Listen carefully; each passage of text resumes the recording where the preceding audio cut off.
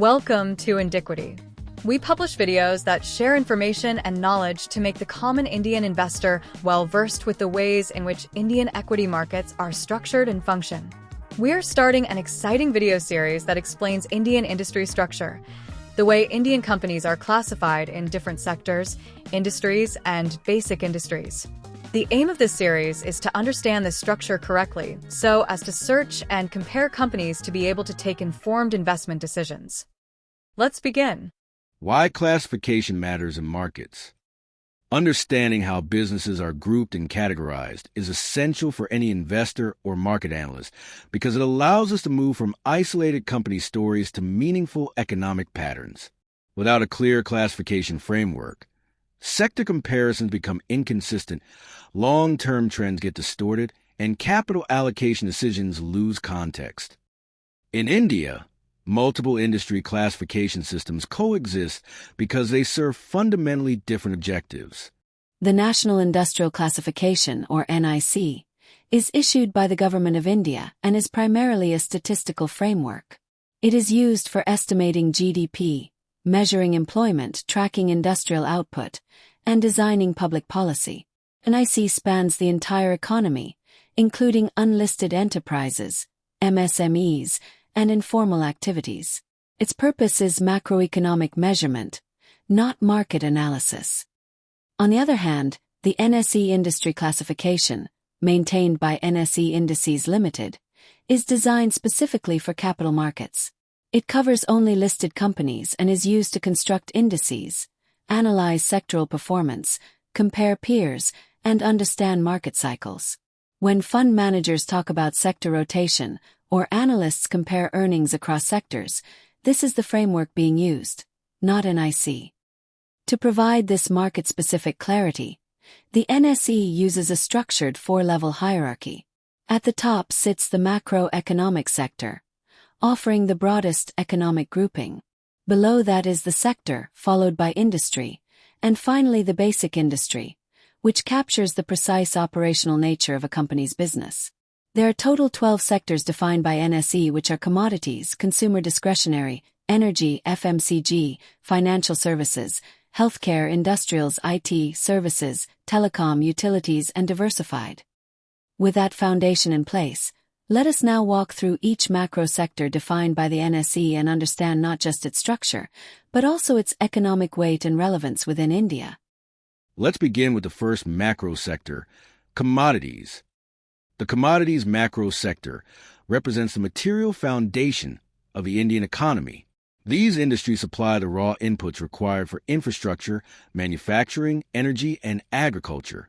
As a result, this macro sector moves closely with capital expenditure cycles and industrial investment trends. In macroeconomic terms, commodity-linked activities contribute a high teen percentage of India's GDP when upstream and downstream linkages are included. India is among the world's largest producers of steel, cement, and chemicals, and exports of metals, chemicals, and related products together exceed $150 billion annually. At the same time, the sector has selective import dependence, particularly for crude derivatives, specialty chemicals, and certain minerals, making it sensitive to global price cycles. The commodities macro sector is divided into four distinct sectors: chemicals, construction materials, metals and mining, and forest materials. Within the chemicals sector, we find the chemicals and petrochemicals industry, which includes basic industries like commodity chemicals, specialty chemicals, carbon black, dyes and pigments, explosives, petrochemicals, printing inks, and industrial gases. This sector also contains the fertilizers and agrochemicals industry, covering fertilizers and pesticides. In the construction materials sector, the cement and cement products industry focuses on cement manufacturing, while the other construction materials industry covers suppliers of materials like sand. The metals and mining sector is broad, featuring the ferrous metals industry with basic industries like iron and steel and sponge iron, and the non-ferrous metals industry, covering aluminium, copper, and zinc. It also includes the diversified metals industry, the minerals and mining industry for industrial minerals, and the metals and minerals trading industry. Finally, the forest materials sector contains the paper, forest, and jute products industry, which handles paper, forest product like timber and jute products. The next macro sector is consumer discretionary macro sector. This sector captures aspirational consumption, goods and services that expand as disposable incomes rise. It is one of the clearest reflections of urbanization, middle-class expansion, and lifestyle evolution in India. This macro sector contributes roughly 10 to 12% of GDP and is highly sensitive to economic cycles, credit availability, and consumer sentiment. India's passenger vehicle market, organized retail, media consumption, and real estate development all sit within this space. While exports are limited compared to manufacturing sectors, domestic demand depth makes this a structurally important growth engine. This macro sector is organized into 6 major sectors: automobile and auto components, consumer durables, media entertainment and publication, textiles, realty, and consumer services. The first, automobile and auto components, features the automobiles industry for passenger cars and two-wheelers, and the auto components industry for parts like tires and batteries. Second is consumer durables, which contains the consumer durables industry. This industry is very diverse, covering basic industries such as consumer electronics, home furnishing, ceramics, gems and jewelry, household appliances, footwear, and even toys. Third is media, entertainment and publication, which includes the media industry for advertising and print, the entertainment industry for film and TV broadcasting, and the printing and publication industry. Fourth is the textiles sector, with the textiles and apparels industry covering garments and other textile products. Fifth is realty, containing the realty industry for residential and commercial projects and real estate investment trusts. And the final 6th sector is consumer services, which is split into the leisure services industry for hotels and restaurants, the other consumer services industry for education and food storage, and the retailing industry, which covers everything from specialty stores to e-commerce.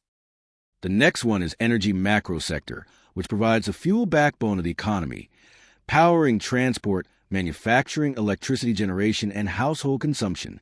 India imports nearly 85% of its crude oil requirement and around 50% of its natural gas, making energy the single largest contributor to the country's import bill. Energy-related imports regularly exceed $150 to $170 billion annually, directly influencing inflation, fiscal balance, and currency stability. At the same time, domestic coal remains a dominant energy source for power generation, anchoring industrial output. The energy macro sector consists of one sector: oil, gas, and consumable fuels. This sector is divided into 4 distinct industries. The gas industry includes basic industries like gas transmission, LPG and CNG supply, and gas trading. The oil industry handles oil exploration and production, offshore drilling, and oil storage and transportation. The petroleum products industry focuses on refineries, marketing, and lubricants. Finally, the consumable fuels industry is dedicated to the mining and trading of coal. The FMCG macro sector represents essential daily consumption, making it one of the most resilient parts of the economy. FMCG contributes roughly 5 to 6% of GDP, but its indirect economic footprint is much larger due to extensive rural distribution, employment generation, and supply chain linkages. Demand in this sector remains relatively stable across economic cycles, with rural income trends and inflation playing a critical role. This macro sector features the fast-moving consumer goods sector, which is broken down into 7 industries. The agricultural, food, and other products industry covers items like edible oil, sugar, and tea. The beverages industry includes breweries and non-alcoholic drinks. There is a specific industry for cigarettes and tobacco products. The food products industry is one of the largest, covering animal feed, dairy, packaged foods, seafood, and meat. The personal products industry focuses on personal care like toothpaste and cosmetics. The household products industry covers soaps, detergents, and stationery. Finally, the diversified FMCG industry is used for companies operating across multiple FMCG categories. Financial services function as a capital circulation system of the economy, connecting savers, borrowers, businesses, and governments. This macro sector contributes approximately 20 to 22% of India's GDP and influences growth across every other sector. Credit expansion, interest rate transmission, and risk absorption all occur here. India's financial system has expanded rapidly in scale, with total banking assets exceeding 2.5 trillion US dollars, alongside deepening capital markets and insurance penetration. Financial services is managed through one sector of the same name and is divided into 5 key industries. The finance industry includes basic industries like housing finance, NBFCs, investment companies, microfinance institutions, and securitization. The banks industry is categorized into public sector banks, private sector banks, and other banks like foreign or payment banks. The capital markets industry includes asset management, stock exchanges, ratings agencies, and stockbroking. The insurance industry covers life insurance, general insurance, and multi-line insurance providers. Finally, the financial technology or fintech industry covers digital banking and payment processing services. The healthcare macro sector combines defensive demand with export-driven growth. Healthcare spending in India is approximately 3 to 3.5% of GDP, with pharmaceuticals forming a significant export engine. India is one of the world's largest suppliers of generic medicines, and pharmaceutical exports exceed 25 billion US dollars annually. Rising insurance coverage, aging demographics, and medical tourism continue to strengthen this macro sector structurally. Healthcare is organized into one healthcare sector, divided into 3 industries.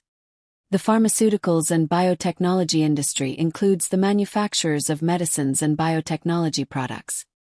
The healthcare equipment and supplies industry focuses on medical tools like X-ray machines and surgical supplies. The healthcare services industry covers the delivery of care, including hospitals, diagnostic labs, and healthcare research and analytics. We will cover the balanced 6 macro sectors in our next upcoming video, so stay tuned for more. And if you have liked our content, please like, share, and subscribe our channel. Thank you for watching.